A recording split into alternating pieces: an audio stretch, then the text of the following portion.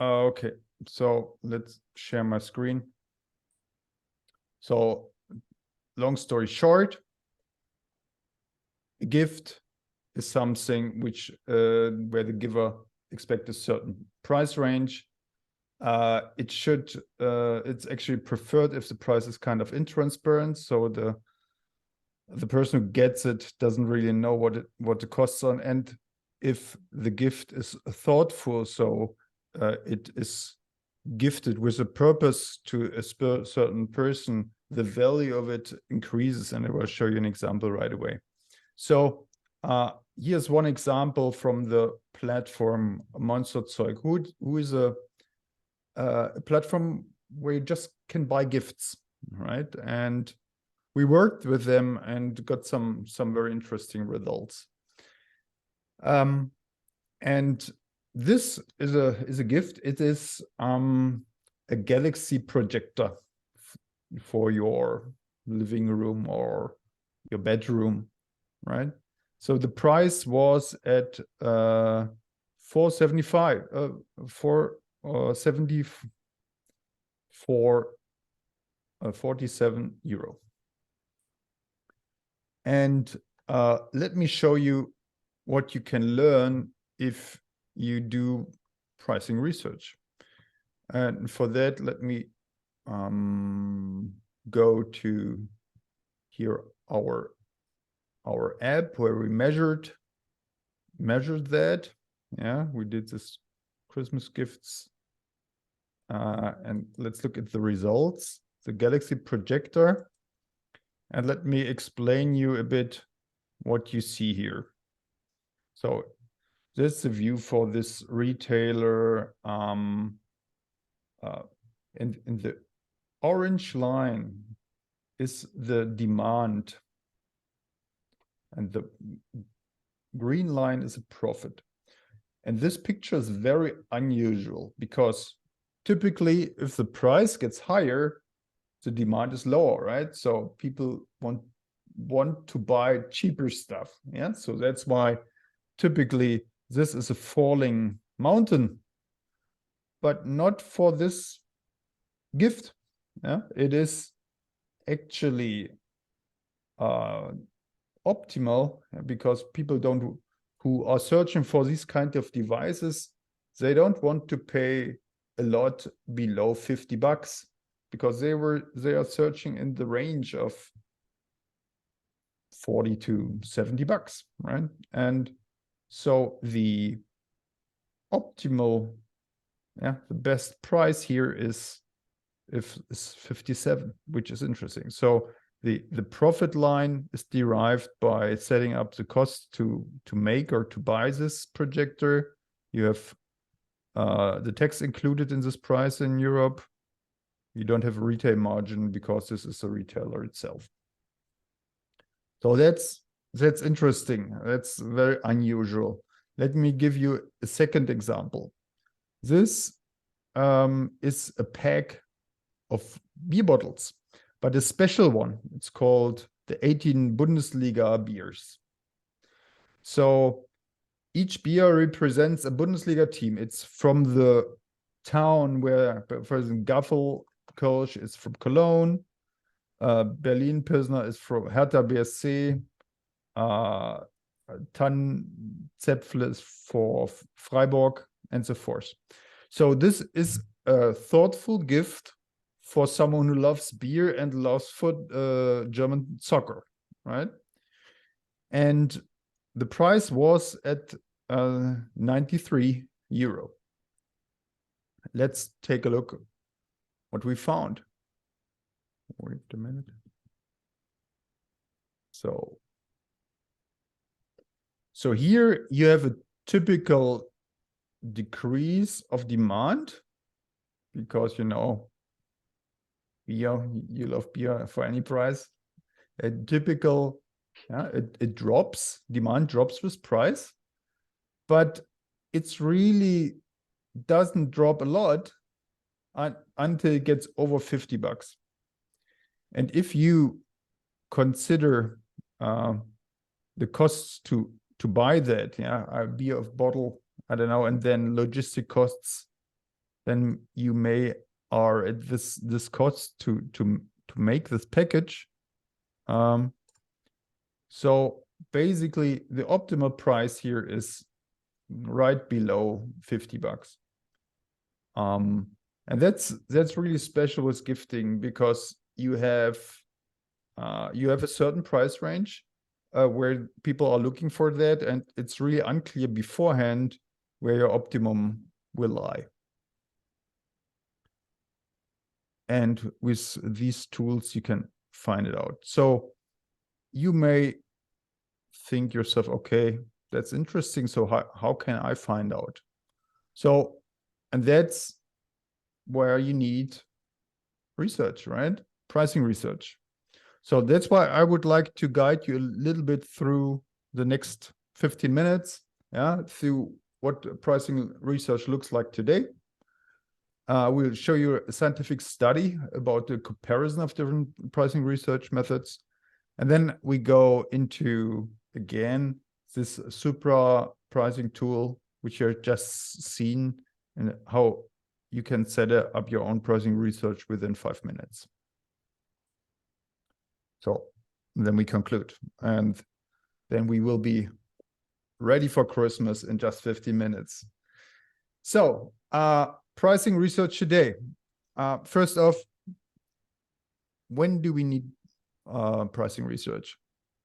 Actually, when we have a new product or a new package, or you want to have a kind of a promotion level which has not been seen in the past, or you don't have comprehensive sales data, which basically most SMB brands, they don't have access to those Nielsen GfK data because it's quite expensive.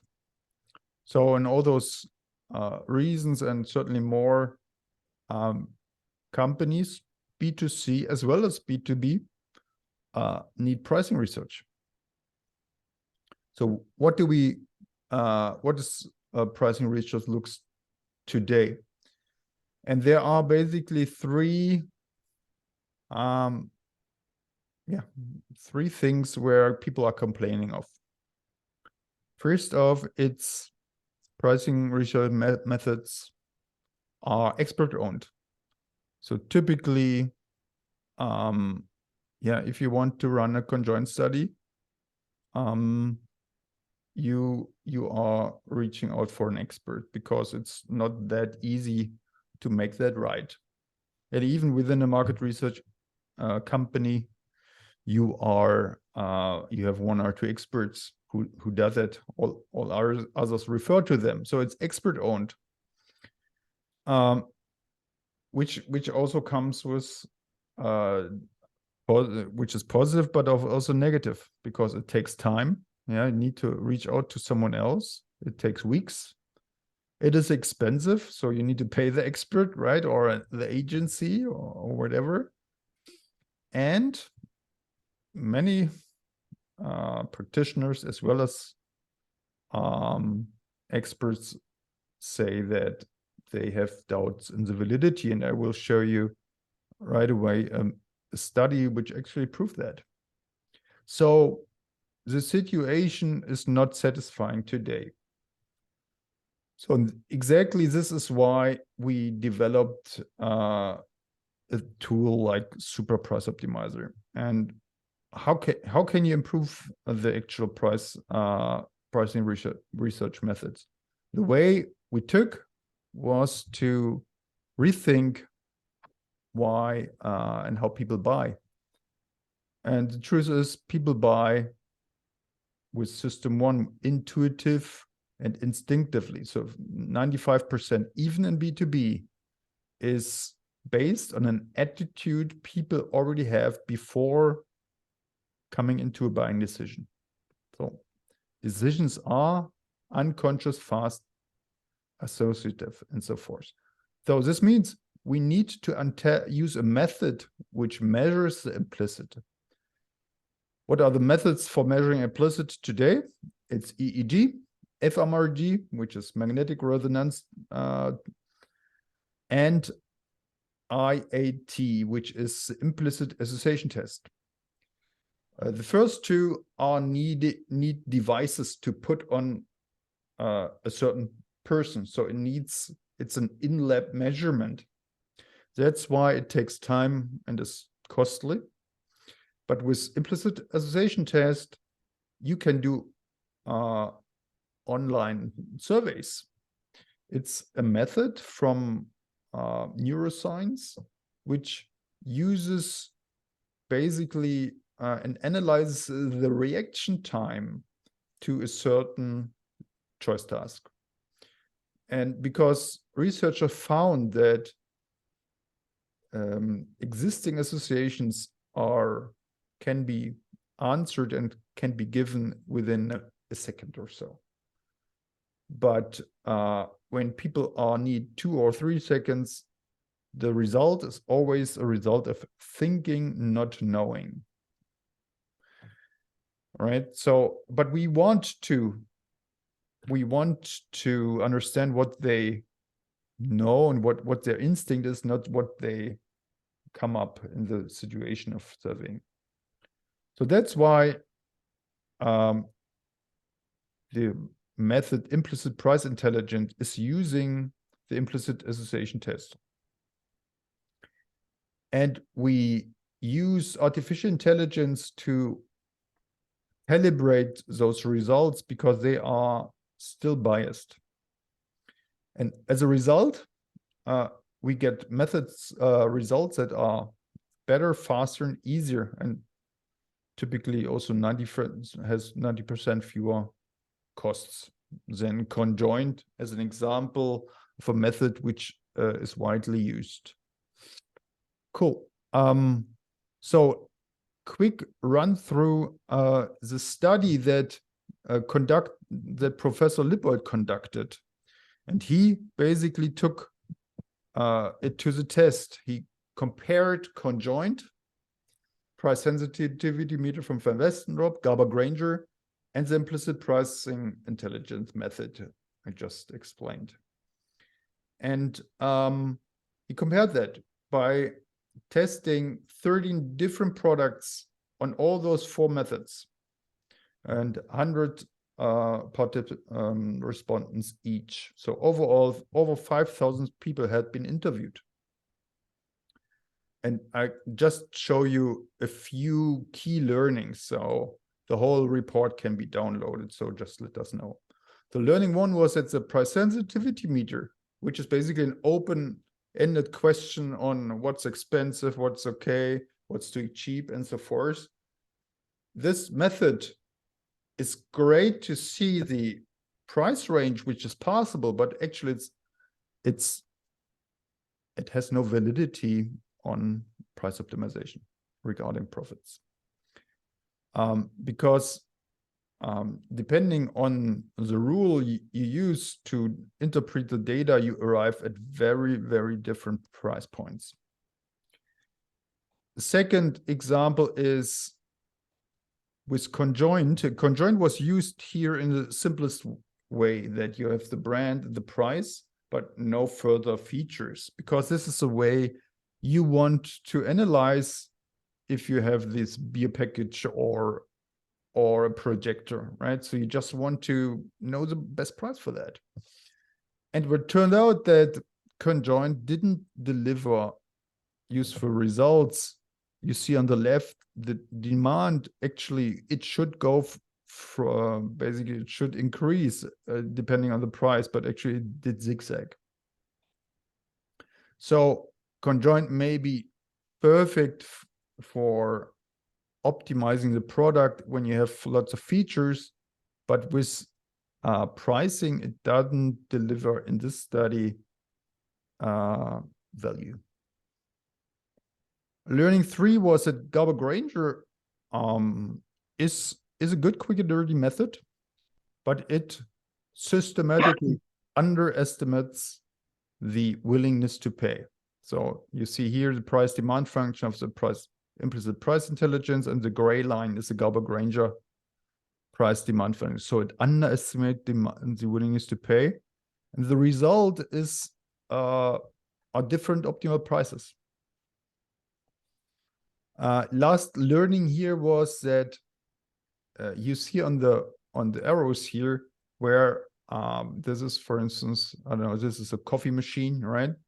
And each method has very different price points.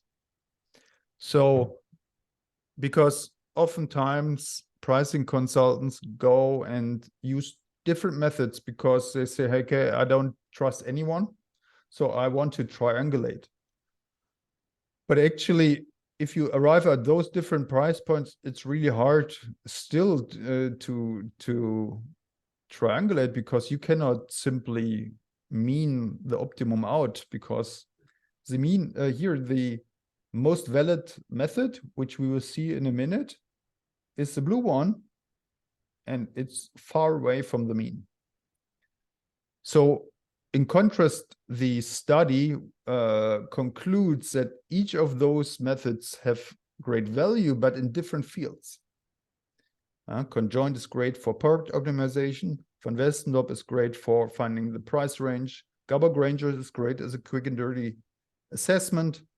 And the implicit price intelligence has been found to most correlating with in-market results. So first finding was where the professor looked at what's the price uplift when promotion occurred. So they got the numbers from the brands measured. Yeah, what was the price promotion uplift for a certain promotion?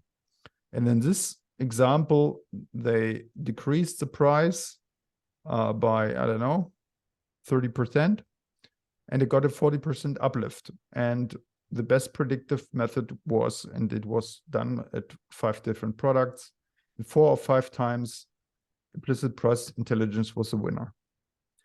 And second, the professor took demand prediction per method and correlated that with the market share that were given by the brands. And even here, the implicit price intelligence was clearly winning. So it was concluded that conjoint is great for product optimization, Van Westendorp great for exploring price dimensions, Garber-Granger is great for quick assessment, and implicit price intelligence is best to simply predict demand and therefore optimize pricing and profits. So let me quickly now show you, before we conclude, how you can set it up. So basically, is you go into the tool, you can basically app Supra.tools, go there, you can open your own account for free, right? Then this will be empty, but basically it's 3 steps.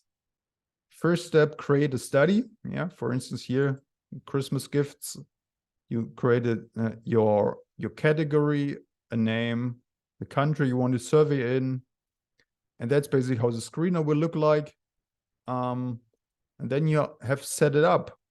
It looks different when you have, for instance, when you have a B2B, then you upload an email list. Or if you're an agency wants to include it in your survey, you simply click here and you give the redirect link here. But basically, this is how you set it up. And then you add, with this button, you add a product test. Yeah, it requires a name, the description. This is how the respondents will see the product. Is basically can review, can take time to really understand what the product is. Yeah, you upload the picture, and then you simply need to define the price points. Yeah, the tool helps you with guiding you with these 3 questions, but at the end you arrive at 7 price points which you can change, and this price point then are tested, and then you shift to implicit intelligence survey and start it. We already got the results, right? And the results are, as you have seen here, this one. So it's set up in 5 minutes, depending on the size of your survey. you have then this in days, not weeks. And you can also share this dashboard with colleagues and so forth. So hope this was a good intro. So in a nutshell, this Supra tool is now a method which helps to overcome the drawbacks of the actual methods. Yeah, any brand manager can do that now. You get results in days, not weeks. One price test costs just $500 if you buy a package, not 10,000, and it's even the winner in a scientific study. Cool. So that were my content. Wolfgang, anything to add? Any questions so far? Yes, yes, I have one. Someone is asking regarding your insights at the beginning, the psychology of gift pricing, and he says he found it very interesting, and he asks if you can use this method also for standard pricing. Yeah, sure. That's it is used in any kind of situations where simply you have a product, and this product is basically the same for everyone, right? It's not a custom product, it's a product, and it has a price. So basically any standard products, B2C or B2B, you can test that there. You can even introduce, if you have a special context, maybe you have a bottle of water, yeah, but you want to know the best price at the airport. Then you put in the descriptions it's sold in the airport, right? And then you test that. And basically the method taps on the unconscious attitudes towards the product and the price, and therefore taps on the accumulated market knowledge of people. Yeah, this sounds really interesting, because yet now my question is, I know bundling methods in retail is very old and very often used, but the psychology behind standard bundling is to make the price lower. So to catch the motivation of the buyer and say, hey, if you buy a few things more, then you get a lower price. But here we have an absolute different approach, because so the mystery seems to be the content of the bundle. So if we say, if you are a sport, for example, a provider for sports stuff, then it could be an idea to make a bundle, a runner's entry, a runner's first bundle to become a marathon, or to make an Ironman or whatever. And so you can aufladen, you can make it charge, and then you can take a much higher price than the articles inside this bundle, but the articles should be then only made for this bundle. Or can you is it also possible to do with to play around with this stuff with standard products? So what are your you can test also bundles. Yeah, you can show a bundle and test that and draw your own conclusions of it. It's a bundle. You typically want to force people who want to buy something to buy also something else. Yeah, you want to upsell. And so for McDonald's, it's you want this Whopper, right? Yeah. But you want them to buy the fries and the Coke as well. And the Coke and the fries, it doesn't cost you a lot to make it, but the total price, you set the individual price so high, it seems so so interesting to buy this bundle, but actually you force people to buy something else, but actually they just want to have this burger, right? So that's the bundle is always, you have something valuable and you plug something cheap you want to upsell onto it. But theory is long. It's always surprising to take it to the test. Yeah. So really, you will never know unless you really take it to the test. And with Supra, it's the first time you can have this answer within days at a validity which have never been available so far. Mm-hmm. And another one is asking, is this what you showed at the beginning? Is this does it work with all price ranges? Also with very expensive stuff and very cheap stuff, and is there any restriction on this? No restriction. So typically, we recommend equidistant price steps, and if you have a very huge price range, of course the steps are very high, because this standard tool has just 7 price points, right?